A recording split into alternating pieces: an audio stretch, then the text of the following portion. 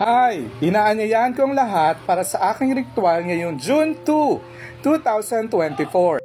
Please let me know if you are interested. Salamat po!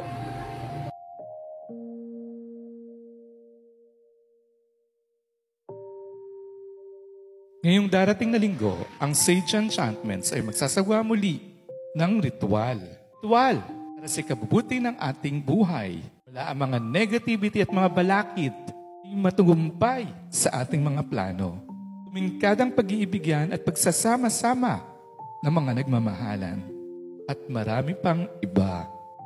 Dito ay gagawin din natin ang simple prayer ritual na kung saan ay pwede natin hilingin sa ating mga divinities, ating mga ninuno, ang mga kagustuhan natin na maganap sa ating buhay para sa ating pamilya, sa trabaho, negosyo, o relationship. Alisin ang kamalasan at tanggalin ang mga balakid sa buhay na mapanatili nating masaya at maligaya ang mga pangyayari sa ating ngayon at sa ating hinaharap. Kailangan ko lang ng mga impormasyon tungkol sa iyo at mga listahan ng iyong mga pangarap upang hilingin at maisakatuparan. Gagamitin din natin ito upang pasalamatan ang buong may kapal at ang ating mga ninuno sa mga biyayang natamo natin sa ngayon.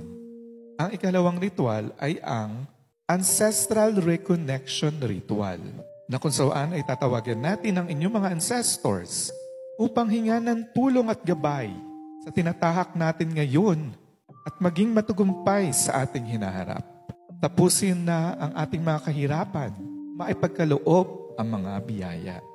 Tuparin ang ating mga plano at mga pangarap.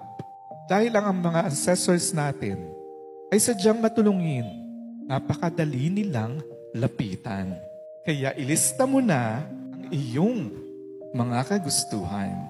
Ang mga ancestors ay mananatili sa inyo at pwede nyo nang ring tawagin upang humingi ng gabay, saklolo o ng tulong anytime pagkat sila ay connected na sa inyo. Ang ikatlo ay ang Panelo de Amor.